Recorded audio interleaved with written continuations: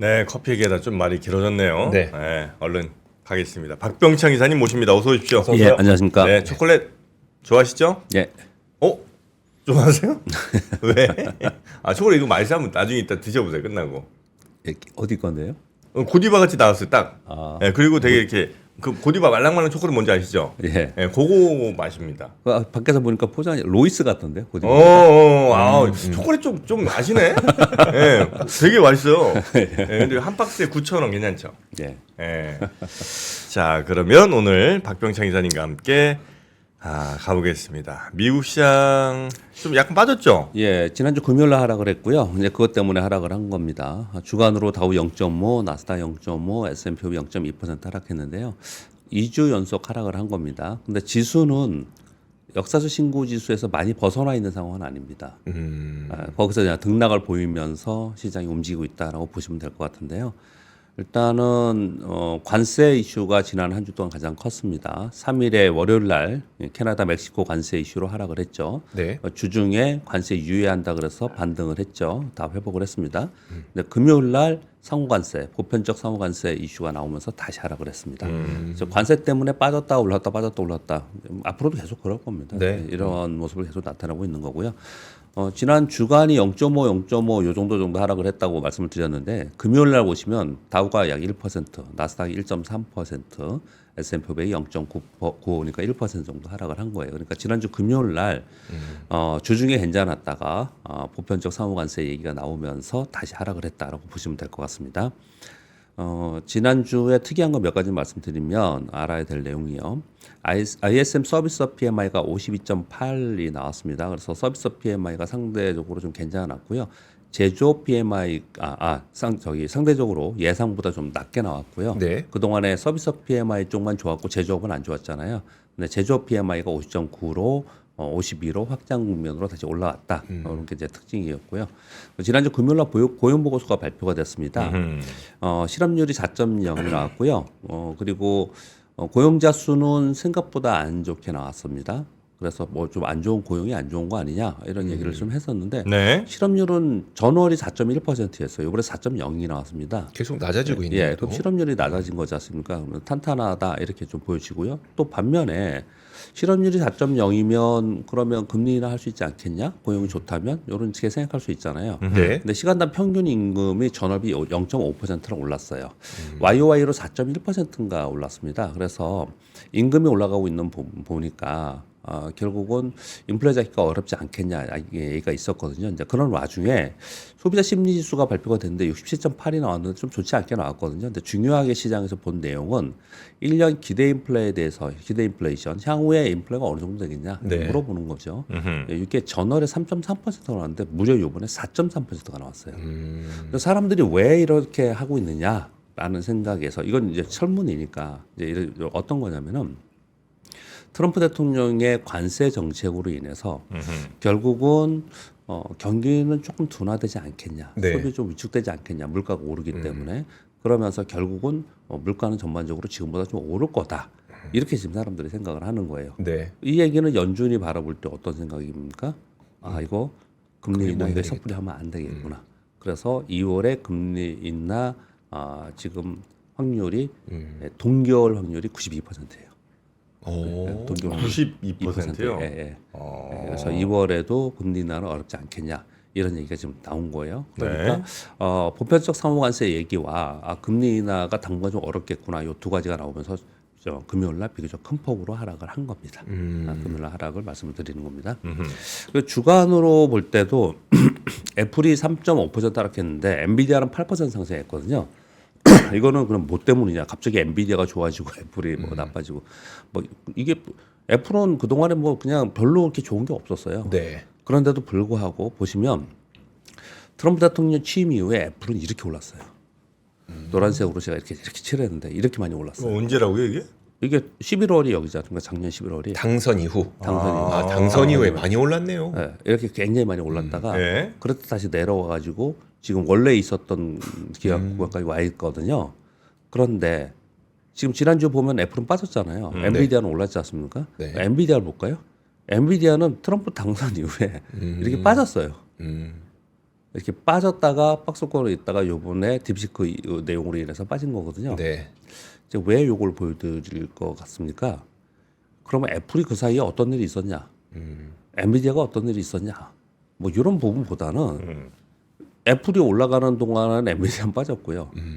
그리고 다시 애플이 빠지는 동안은 엔비디아는 다시 오르고 막 이러고 있는 거예요. 그래서 네. 계속 말씀드리지만 미국은 이제는 물론 성장성에 대한 논의는 계속 있지만 네.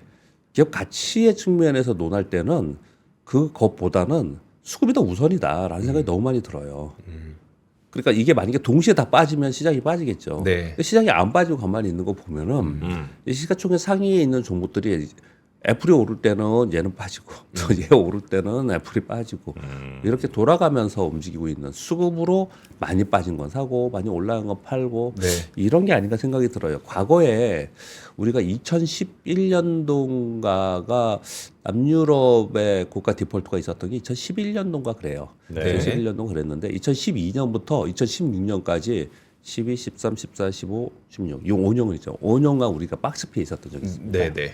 그때 뭐라고 다들 얘기했냐면 밑으로 빠지면은 좀 샀다가 올라오면 팔고 그 말이 되게 단순하고 웃긴 얘기라고 들었는데 제가 이 얘기를 어디서 들었냐면 연금을 운용하시는 분한테 그때 제가 그래요? 물어보니까 네. 그렇게 얘기를 하더라고요.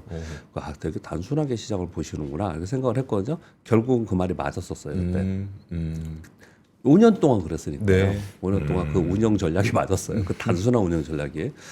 지금의 미국의 상황을 보면은 빠지면 들어오고 올라가면 내리고 하는 상황이 계속 되고 있는데 이 상태로 꽤 되지 않을까, 가지 않을까 이런 생각이 좀 들고요. 또 극명하게 또 하나를 더 보여드릴게요.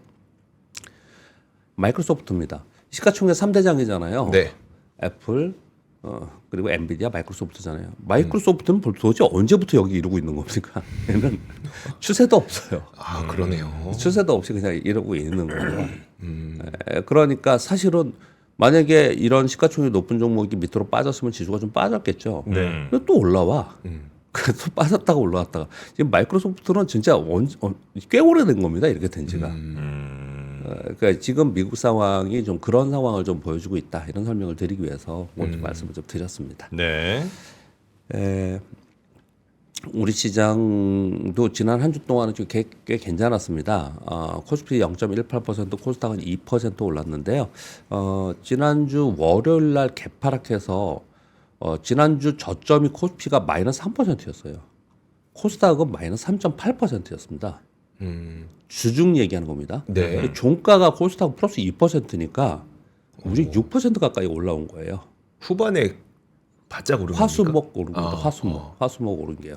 그리고 코스피도 저점이 3.17%니까 3% 이상, 3.5% 정도가 올라온 겁니다. 네. 주중에 올라온 거예요.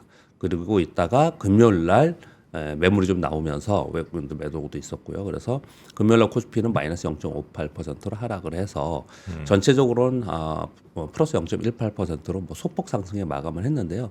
코스닥은 2%로 올랐어요. 코스닥은 금요일도 올랐습니다. 0.35% 정도 올라서 2% 올랐는데 코스닥이 이렇게 올랐던 것은 지난주에 말씀을 드린 부분은 저는 샘 알트먼 방한 모멘텀이 상당히 컸다라고 생각합니다. 이것으로 인해서 아주 강한 테마가 이루어졌습니다. 지난주 전체적으로 테마 중에 가장 셌던 것은 유리기판, 네. 자율주행, 로봇, 그리고 AI 서비스 이쪽들은 상당히 강했습니다. 그래서 이쪽에 있는 종목들이 오르다 보니까 테마가 강하게 움직이다 보니까 코스닥이 강했다라고 볼 수가 좀 있겠습니다. 유리기판하고 뭐 자율주행 이런 쪽에 관련된 로봇 관련된 종목 중에 두 개의 종목만 제가 타트를 가져와 봤습니다. 레인보우 로보틱스입니다. 이거는 작년에 그렇게 고평가 논란이 있었는데 네. 작년에 고평가 논란이 있었을 때가 20만 원대였습니다. 지금 이제 41만 원까지 지금 다 돌파하고 역사 신고를 냅니다. 이게 지금 일본 지난주에 오른 거예요, 이게요. 왜 그렇게? 제가 이렇게 뭔가 잘못 보고 있나 싶어서. 아니요, 레이볼 아니에요? 로보틱스 지난주에 이렇게 오른 거예요. 이게 레이볼 로보틱스고요. 네. 유리기판이라고 얘기하는 대표로 얘기하는 필옵틱스에 지난주에 오른 겁니다. 이렇게 지난주에는 강력한 테마가 있었다라는 설명을 드리려고 이 두 가지 정도 이렇게 보여드리는 겁니다. 네. 그렇게 이제 강력한 테마가 있었고요. 그리고 금요일 날 종목별로 좀 빠지는 종목들을 제가 면면히 보니까 어떤 특징이 있었냐면 금요일 날 빠진 종목은요. 거의 대부분 사모펀드하고 투신 조합으로 많이 매도를 했더라고요. 그래서 보니까 국내 기관들 중에서 액티브 단기 성향의 자금들 있잖아요. 네. 이런 종목들은 그동안에 저점으로부터 꽤 많이 올라왔잖아요. 네. 사실 코스닥은 5% 이상 올라온 거지 않습니까? 네, 그러다 보니까 그런 종목에 차익 매물이 좀 나오면서 국내 기관 차익 매물이 나온 종목은 상대적으로 좀 약했어요. 네, 그렇지 않고 다른 종목들은 좀 상대적으로 강한 이런 모습을 나타냈는데 지금 보니까 기관들이 그냥 그 액티브 자금들이 같이 따로 사는 게 별로 없어요. 움직이는 종목은 다 같이 움직여요. 그래서 네. 마치 우리 개인 투자분들이 보시기에는 얘는 다 짜고 하는 거 아니야 할 정도로 수급을 보면은 수급을 보면 그렇게 많이 움직입니다. 이 액티브 자금들이. 그렇게 그래서 얘들이 계속 사고 있는 종목은 계속해서 저렇게 급등을 하고 있고 레인보우나 이런 것에 급등을 하고 있고 또 그렇지 않고 또 일정 부분 가서 또 매도를 하기 시작을 하면 또 다시 내려오고 이런 모습을 나타내는데 그게 금요일 날 나타났어요. 금요일 날 그래서 국내 기관들은 일부 단기적으로 올라온 종목들에는 매물이 나왔다라는 말씀을 좀 드립니다. 전반적으로는 테마성 자금들이 움직이면서 테마의 자금 수급이 쏠리면서 코스닥이 상대적으로 굉장히 강하게 움직였고요. 그리고 주중에는 미국하고 똑같이 트럼프 대통령의 관세 행정명령 유예 이 부분으로 인해서 지수가 반등하는 그런 모습을 나타냈습니다. 그렇지만 그렇다 하더라도 시장이 그러면 어떤 모습을 보여주고 있느냐? 우리 시장부터 말씀을 드리면 지금 우리 시장에 말씀드렸으니까요. 설명드렸으니까 우리 코스피에 보면요. 이 추세 하락에서 네. 요만큼 올라와서 여기서 이러고 있습니다. 지난주 월요일 날 개파락이 이겁니다. 네. 그리고 화, 수, 목, 금이에요. 예. 이게 개파락 구멍은 다 메웠습니다. 네. 그러나 여전히 그냥 여기 있는 겁니다. 그러니까 우리는 하락 후 하단 박스권에 있는 거고요. 네. 미국은요. 상승 후 상단 박스권에 있는 거예요. 여기서 그냥 왔다 갔다 지금 하고 있는 상황입니다. 네. 미국도 빠졌다가 다시 월요일날 빠졌다가 화수목 올라왔는데 금요일날 음봉을 주면서 빠졌거든요. 이 음봉의 이유가 뭐냐? 보편적 상호관세 매긴다. 네. 그 뉴스 나오면서 빠진 거예요. 그러니까 지난주 월요일날 보여드렸던 2018년도하고 비슷할 개연성이 상당히 있어 보이죠. 관세 얘기 나오면 네, 네. 빠졌다가 또 다시 반동 줬다. 이럴 개연성이 상당히 있지 않을까라고 생각이 돼요. 지금은 그게 가장 큰 이슈이기 때문에 상당 기간 동안 지금 아직 시작도 안 한 거예요. 왜냐하면 중국이 어떻게 나올지 모르고 중국하고 싸움은 시작도 안 했고요. 네. 그 다음 대기되는 유럽 있잖아요. 유럽하고도 아직 시작도 안 된 상태이거든요. 그래서 그런 부분들을 시장은 계속해서 염두에 두고 있다라는 생각이 듭니다. 그래서 그런 것들을 정리해서 말씀을 드리면 트럼프 관세 정책의 변동성을 반영하면서 우려와 반등이 반복하지 않을까. 하락 후 반등이 반복하지 않을까 이런 생각이 좀 들고요. 지금 말씀드린 바와 같이 중국, 유럽연합 뭐 이런 것들 다 대기되어 있고요. 그리고 이번 주에 보편적 상호관세 부과한다라는 얘기들이 지금 나와 있는 상황입니다. 일본 총리와 같이 정상회담 중에 갑자기 그 자리에서 얘기한 거예요. 그냥 다음 주 정도에 여기 발표하지 않을까 이런 얘기를 좀 하고 있는 상황에 있습니다. 그래서 이번 주에는 그 부분이 반영이 좀 될 거고요. 그리고 이게 발표가 되면 이제 국가별로 나올 거냐, 품목별로 나올 거냐, 이 네. 얘기가 이제 이번 주에 가장 화두인 거고요. 우리가 한번 경험을 했지 않습니까? 지난번에 멕시코하고 그 얘기 캐나다 나왔을 때 시장이 어떻게 반응하는지. 근데 이번에 또 나오면 또 거기에 대해서 일정 부분 겁을 먹으면서 우려를 좀 할 거고요.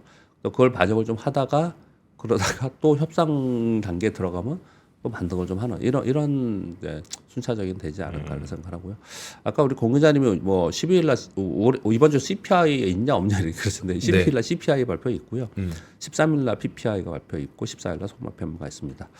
자, 우리나라는 일단 1차 관세 우려의 하라는 이것도 우리나라 미국하고 똑같이 올라왔습니다. 근데 이제는 이 보편관세 얘기가 나왔으니까 우리의 직접적인 영향이 있을 수 있는 부분이 좀 있잖아요. 네. 그러니까 이번 주에 이거 반영이 될 수밖에 없습니다. 그래서 여전히 좀 일정 부분 불확실성은 있다. 이 불확실성이라는 게 굉장히 시장의 추세적인 움직임을 나타내는 것이다라고 생각하면은 상당히 좀 두려울 수 있어요. 네. 근데 그런 정도는 지금 아닌 걸로 보여지고요.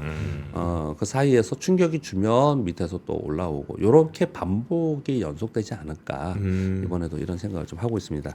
그런 가운데 AI 서비스 활성화 섹터가 가장 테마로 좀 활성화되고 있고요. 좋은 모습을 나타내고 있고요. 지난주 금요일 날짜로 하나 특징이 있었습니다. 코스피의 시총 3위가 변경됐습니다. 오. LG에너솔루션에서 삼성바이오로직스로. 그래서 삼성바이오로직스가 막 급등하지 않았어요. 네. 지금 이제 108만 원인가 뭐 종가는 제가 모르겠지만 이제 100만 원 올라섰다가 언저리죠. 네. 거기서 그냥 왔다 갔다 하고 있는 상황이거든요. 네. 그런데 바뀌었어요. 이 얘기는 뭐예요? LG에너솔루션이 빠졌다는 빠졌다. 얘기입니다. 네. 빠졌다는 얘기예요. 그래서 2차 전지 계속 고전을 좀 하고 있는 그런 상황인데, 그래서 2차 전지 얘기들이 요즘 굉장히 많이 나오고 있고요. 저도 뉴스 하나 가져오긴 했는데, 2차 전지의 관점은 이제 뭐 캐즘 얘기는 이제 지나간 얘기인 거고요. 언제쯤 될 건가. 그리고 트럼프 대통령의 IRA나 아니면 뭐 AMPC나 이런 것들의 뭐 축소 또는 폐지 이런 것들도 상당 부분 반영이 다 지나간 거고요. 제가 네. 보기엔 그런 부분이고, 이제는 뭐가 남아 있는 부분이냐면요. 네. 이제는 재무 위험, 재무 리스크, 살아남는 게 굉장히 중요한 단계로 와 있어요. 그래서 자꾸 지금 우리나라 기업들에 대해서 이거 보조금 줘야 되지 않냐, 뭐 이런 얘기도 그 계속 얘기가 하고 있는 거기서 거고, 나오는군요. 또는 보조금이 아니다 하더라도 정책적 지원해야 되지 않겠냐 이 얘기를 계속 하고 있는 거고. 살아남는 것까지 걱정을 해야 될 수준이에요? 왜냐하면 투자를 왕창 해놨잖아요. 네. 계속 적자가 나지 않습니까? 네. 이걸 버티고 넘어가야 되잖아요, 계속이요. 네. 그러니까 투자를 계속 해놓은 상태에서 멈춘 기업도 있지만 이미 시작을 해서 진행이 돼야 되는 것도 있지 않습니까? 그러면 그 돈을 어디서 구해와요? 그래서 2차 전지가 제가 보기에 못 드는 이유는 네. 뭐냐면, 이거 2차 전지 기업들, 대규모로 투자한 기업들, 이거 자금 조달하지 않겠냐라는 게 주가를 못 뜨게 만드는 요인이에요. 제가 볼 땐 그렇습니다. 네. 자금 조달 해야 될 거 아니에요. 누가 생돈을 주는 게 아니잖아요. 네. 이게요. 그러면 혹시 이거 뭐 증자하면 어떻게? 증자할 수도 있고. 네. 아, 그렇지. 투자라는 게 뭐 갑자기 뭐 그래 내일 모레 2천억 투자 끝 이게 아니고 이제 네. 뭐 한 2년 동안 네. 뭐 4천억 이렇게 뭐 이렇게 들어갈 이런 계획들을 세우고 이제 투자를 시작을 했을 텐데 네, 중간에 갑자기 그만둘 수도 없고 네. 계속 돈은 필요한데 예. 적자는 계속 나오고 운영은 해야 되고 아. 이런 부분들이 좀 있기 때문에 그 시기를 지나가야지 진짜가 이제 네. 수혜를 입을 수 있는, 그게 뭐 언제인지는 다들 확실한 건 아니지만 네. 근데 그 사이에서 어떻든 투자를 시작한 부분에 대해서 진행이 돼야 되는데 돈을 어디서 구해옵니까? 그쵸. 제가 보기에는 그래서 2차 전지가 지금 계속 이 섹터의 이제 부진은 뭐 캐즈민이 뭐 그리고 또 뭐 주가가 뭐 지금 적자가 나오고서 뭐 요번에 실적이 안 좋은 거 반영하는 일, 이거 다 이제 다 된 것 같고 된 것 같고 제가 보기에는 그런 것 같아요. 이제 자금 조달 어떻게 할 거냐. 이 자금 조달 문제가 해결이 되면은 그러면은 좀 달라질 가능성이 상당히 있지 않을까 생각이 네. 들어요. 자금 조달 조금 어려운 회사랑 된 회사랑 그럼요. 또 완전히 달라지는 거죠. 그게 이제 치킨 게임인 거지 않습니까? 그렇죠. 네, 완전히 달라지는 거죠, 그게. 큰일 났네. 예, 그런 와중에 이제 미국에 투자를 많이 해놨으니까 네. 미국에서 저리금의 대출 또는 그러니까 정부 지원이지 않습니까? 그게 네. 그거나 아니면 보조금 이걸 받아야 되는데 트럼프가 또 저러고 있으니 그럼 이거 어떻게 할 거냐? 그래서 이거는 그래서 우리나라 자꾸 말만 하고 있는 거 지금 얼마나 잘 되고 있는지 모르겠지만, 그래서 아까 공기자님 잠깐 전해주시잖아요. 그래서 국가적으로 이거를 이게 진짜 성장 산업이라 생각하면은 얘가 이걸 구간을 지나갈 수 있도록 네. 이거 좀 지원책이 필요한 단계까지 이미 들어와 있는 상태다. 그게 지금 요 섹터에서 가장 중요한 거다. 이렇게 말씀드리겠습니다. 네. 뉴스 몇 가지 전해드리겠습니다. 자, 트럼프 이번 주에 보편적 상호관세 발표 전망, 이게 이제 가장 이번 주에는 이제 핫한 뉴스이고 가장 불확실성입니다. 다수의 국가를 상대로 상호관세 부과 발표를 예고를 했습니다. 언제 얘기를 했느냐? 7일날 이시바 일본 총리와 정상회담 언급 중에서 하다가 그냥 언급을 좀 했습니다. 이때 이제 일본 총리는 미국에 1조 달러 투자한다. 그리고 대미 투자하고 LNG 수입 확대를 하고 상호관세 설정을 할 거고 방위비 2배 증액할 거고 US 스틸 뭐 일본이 합병하지 않고 오히려 지분 투자를 하겠다, 자본 투자를 하겠다, 뭐 이런 얘기도 쫙 나와 있는 상황이에요. 그래서 우리나라 언론에서 요 뉴스 나오는 거에 밑에 대부분 다 뭐가 달려 있냐면, 그래서 우리는 어떡할 거야 이거 뭐 이런 이제 걱정들을 좀 하고 있는 그런 상황에 있어서, 물론 지금 각 부처나 여기에 관련된 분들은 우리가 모르는 계속 지금 어떻든 간에 이 부분에 대해서 논의를 하고 계시겠죠. 논의를 하고 계실 텐데, 뭐 트럼프 미국 쪽에서 우리가 지금 그쪽하고 협상한 내용 자체도 지금 뚜렷하지 않은 상황인 거고, 뭐가 나올지 모르고 있는 상황이기 때문에 우리 시장과 우리나라 입장에서는 불확실성이 지금 있는 상태다. 그렇게 좀 생각을 해야 되고 네. 그리고 그 와중에 지금 이제 10일 미국 시간 10일에 모든 철강 알루미늄에 25% 관세 발표를 할 거다 이렇게 지금 얘기 좀 하고 있는 그런 상황입니다. 이 관세는 이제 불확실성으로 좀 남아 있다 이렇게 말씀을 좀 드리겠고 그리고 이제 이게 국가별로 할 거냐 품목별로 할 거냐 이것도 달라요. 지금 나온 게 하나도 없어요. 네. 하나도 없습니다. 이제 그런 부분들이기 때문에 이제 지켜봐야 되는 그런 상황입니다. 그래서 투자 입장에서 보면은 얘는 될 거야 안 될 거야 얘는 수혜야 피해야 이런 식으로 너무 복잡하게 하시면 되게 너무 어려워요. 네. 그리고 이것 때문에 시장이 빠질 거야, 이것 때문에 오를 거야 이렇게 하기도 지금 쉽지 않은 상황입니다. 그래서 개별 종목 단으로 계속 접근을 하시되 버퍼 주식시장에서 투자자의 버퍼는 현금입니다. 네.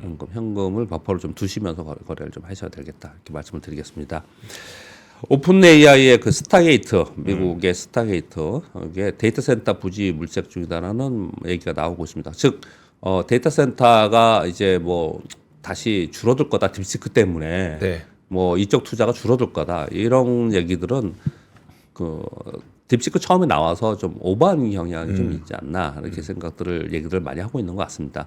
첫 번째 데이터 센터는 텍사스에 건설 중이고요. 15개 주 정도의 데이터 센터 추가 건설을 계획하고 있고 부지 선정은 이제 작업 중이다 이렇게 얘기를 좀 하고 있습니다.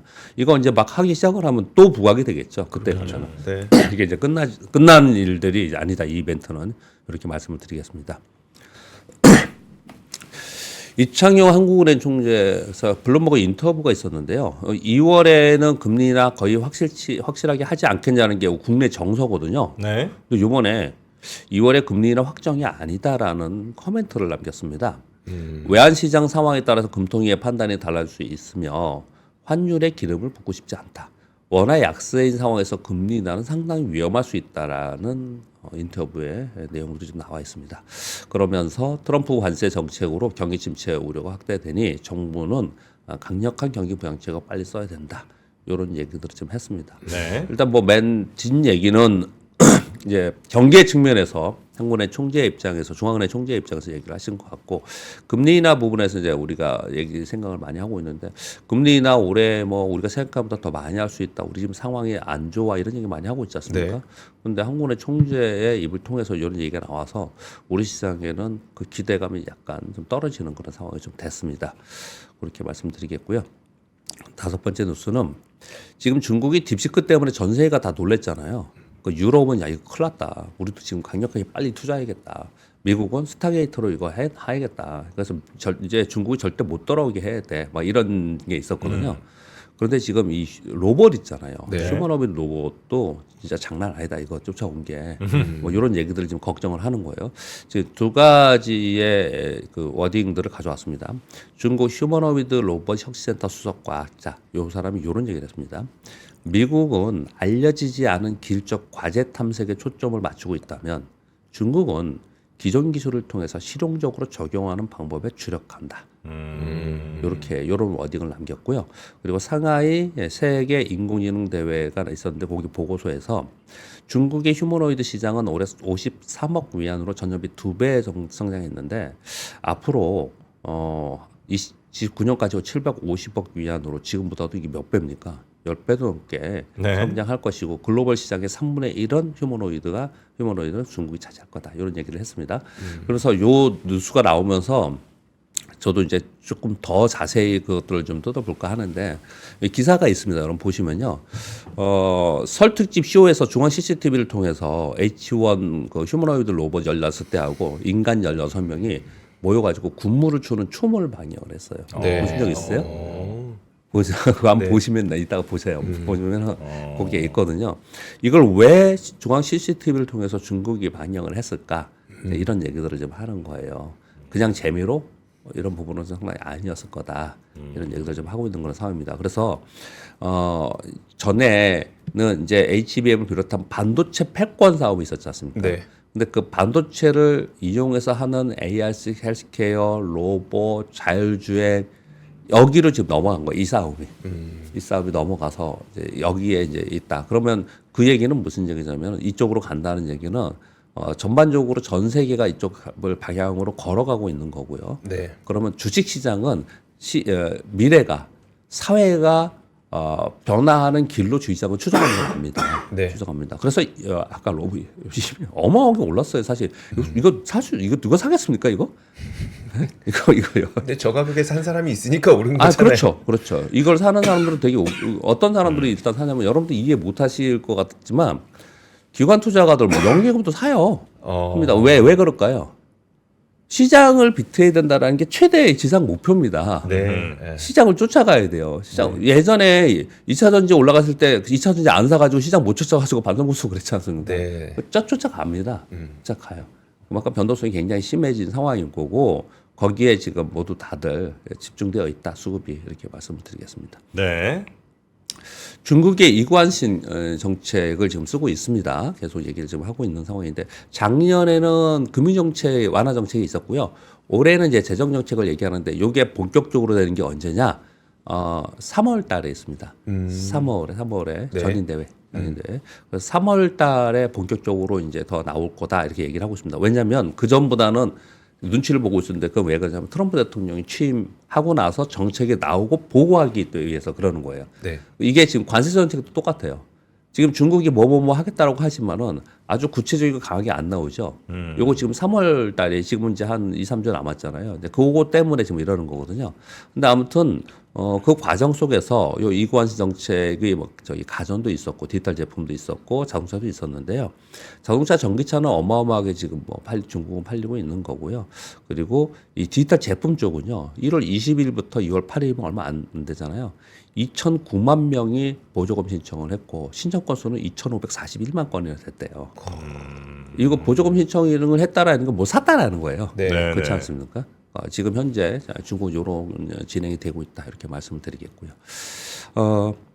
최근에 이제 글로벌 전기차 여러 가지 뉴스가 많은데 그냥 한번 정리해 봤어요. 뭐 복잡하게 여러 뉴스도 있는데 우리가 좀 눈여겨 볼 것들이 어떤 게 있냐 한번 생각해 보는 그런 뉴스들인데요. 비아디는 이제 진화 전략 발표회를 하면서 스마트 주행 기술에 집중 투자한다. 이 얘기는 뭐냐면 이 전기차는 기본으로 깔려 있는 거 속에서 이렇게 지금 하고 있다는 거고요. 닛산이 혼다와의 합병이 결렬됐다는 뉴스 있잖아요. 네. 그거 얘기 나오고 나서 그러면 누구와 이 생산 파트너로 같이 할 거냐 그래서 폭스콘하고 지금 협의를 하고 있는 게 아니냐 이런 이제 그 예측 보도들이 좀 나오고 있는 상황인데 이거 왜 그러냐면요. 이 폭스콘은 전기차 제조를 하고 싶어해요. 전기차 제조 확장을 계속 하고 싶어하는 거예요. 그래서 이 폭스콘이 닛산 보고 우리 같이 하는 게 어떠냐 그랬거든요. 네. 왜냐하면 닛산이 좀 어려웠으니까. 근데 작년에 닛산이 거절했어요. 그리고 나서 혼다랑 같이 얘기하다가 혼다라고 안 됐지 않습니까? 네. 야 그러면 작년에 그런 얘기가 있었으니 폭스콘이 되지 않겠냐 이런 얘기들이 지금 나오고 있는 상황인 거고요. 폭스바겐이 2027년 목표로 이 유럽에서 2만 유로 수준의 저가형 전기차 출시 예정되어 있고 요거는 독자 개발하는 거다 이런 얘기를 지금 하고 있는 상황입니다. 그러니까 예전에 꽤 지금 벌써 오래됐는데 우리 김프로님이 계속 그런 얘기를 했었잖아요. 전기차는 이제 보급형으로 저가 싸움이다. 네. 근데 그렇게 되고 있는 게 거의 확실시 되고 있는 것 같아요. 그래서 일반적인 저가의 보편적 차량들이 이제 전기차로 가고 또는 뭐 차의 매니아들이나 아니면 뭐 장기로 가는 뭐 아니 뭐 아우토바를 막 달려야 된다든지 네. 뭐 이런 사람들은 원래 차를 그냥 타겠죠. 네. 원래 그런 차를 타겠죠. 그 하이브리드 차도 네. 한 150km, 160km 가면은 무겁습니다. 응? 제가 한번 타봤거든요. 무겁다는 게 뭐죠? 엑셀을 밟으면 무거워요. 차 나가는 게. 그러니까 배터리를 담았으니까 무겁죠. 네, 우리 보통 차는 보통 우리 요즘 좋은 차들은 네. 뭐 150km 정도는 그냥 가볍게 가요. 잘 네, 흔들리지도 네, 않고. 네. 근데 하이브리드 저는 그 전기차로는 그렇게 바라보지 못해요. 하이브리드 차도 150km 넘어가면은 얘가 그만 눌러 막 이렇게 아시잖아요. 그만 눌러. 그래서 그만 밟아. 네. 뭐 이런 있거든요. 어디서 그렇게 밟으셨을까요? 네. 짧게 잠깐. 근데 그게 차가 무겁다는 게 원래 이제 무거우면 안정적으로 쫙 잘 빠지는데 아니요. 그 그 말씀이 느낌이 아니고 아니고, 차가 예. 무겁게 나간더라. 잘 안 나가더라. 150 넘어가니까. 그 전기차는 어떻겠어요? 그러니까 제 무슨 표현을 드냐면 전기차는 되게 보편적인 차로 이제 자리매김을 확실히 할 거라는 생각은 들어요. 네. 일반적으로. 왜냐면 확실히 비용이 유지 비용이 적게 드니까 네. 그런 이제 생각이 드는데 전체적으로 이제 그런데 이게 모두 다를 지배하지는 않을 거다라는 얘기들이 계속 그전에 있었던 거거든요. 그럼 이제 지금 유럽도 저가형 자동차 쪽으로 계속 그러니까 우리나라나 차량이 계속 가격이 낮아지니까 네. 그렇게 되고 있다라는 게 이제 지금의 동향이다는 얘기를 많이 하고 있고 그리고 굉장히 어려움 속에 있지만은 그 미국이나 유럽의 자동차 메이커들도 전기차의 새로운 브랜드 개발은 계속 하고 있다라는 얘기들을 뉴스가 계속 나오고 있는 상황입니다. 그리고 이제 벤츠는 올해 전기차 모델의 대규모 할인 행사를 시작을 했다라는 벤츠가요? 뉴스가 있고요. 예. 그렇게 있고요.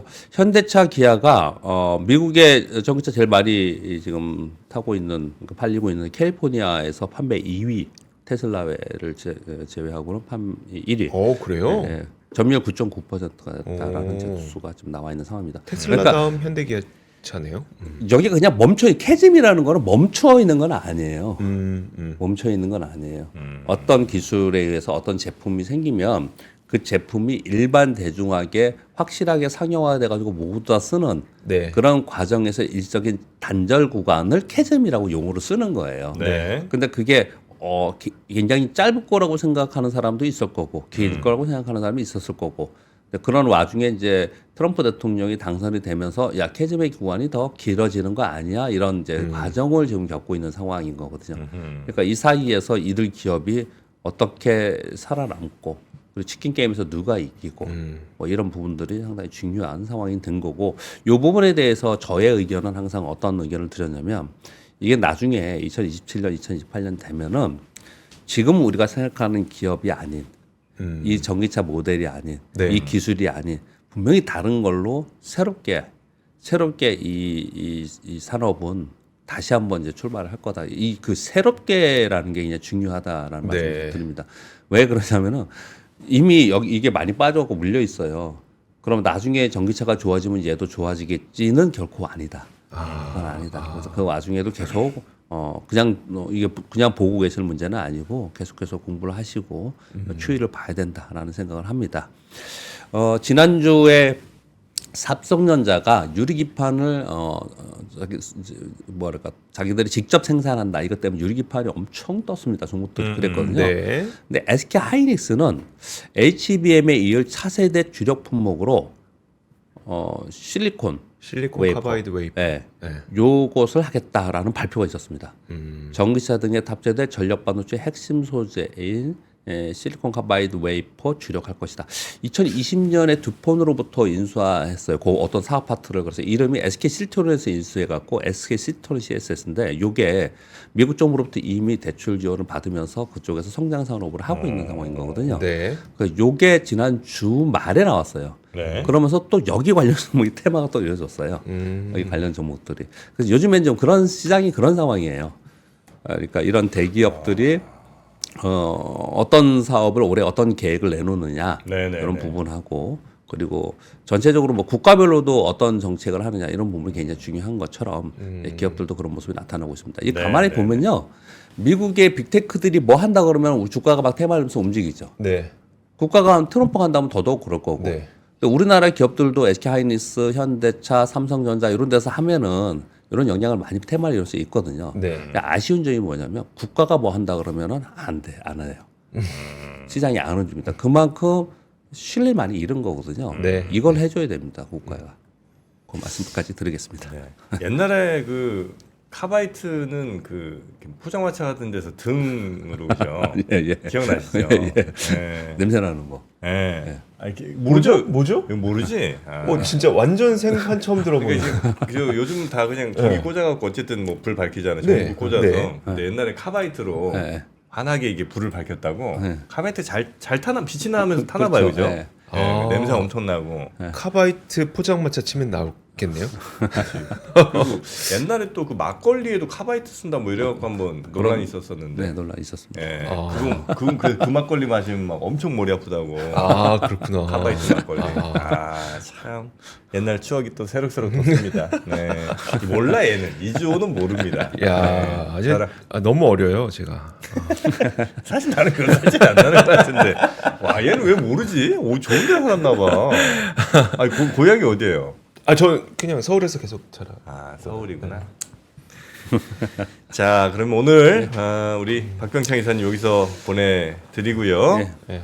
아까 그 전통춤 추는 거 잠깐 찾아봤는데 와, 네. 잘 추네. 그쵸. 예. 근데 우리도 약간 떠올려 보면 로보트. 과거에 막 KBS에서 뭐 조선이 어떻고 뭐 LNG선이 어떻고 이런 거 다큐멘터리로 막 1시간, 2시간 시리즈로 하잖아요. 예. 그러고 나면 실제로 한 10년 뒤 보면은 진짜 많이 발전해 있고 이런 거 보면 네. 결국 그 로보트는 국가적으로 지금 밀어준다는 얘기니까 맞죠. 그런 의미가 아닐까. 로보트가 진짜 차세대 굉장히 중요한 거는 맞는 네. 것 같은데 우리나라가 아직 너무 휴머노이드 로봇 쪽은 좀 약한 것 맞습니다. 같아서. 예. 우리나라 협동 로봇 쪽에 네. 강자들은 좀 있습니다. 산업용 로봇은 뭐 예, 예. 얼마 잘하는 맞아요, 것 맞아요. 같은데 휴머노이드 쪽 좀 휴머노이드. 가야 되는데. 자 이사님 예. 내일 뵙겠습니다. 예, 감사합니다. 고맙습니다.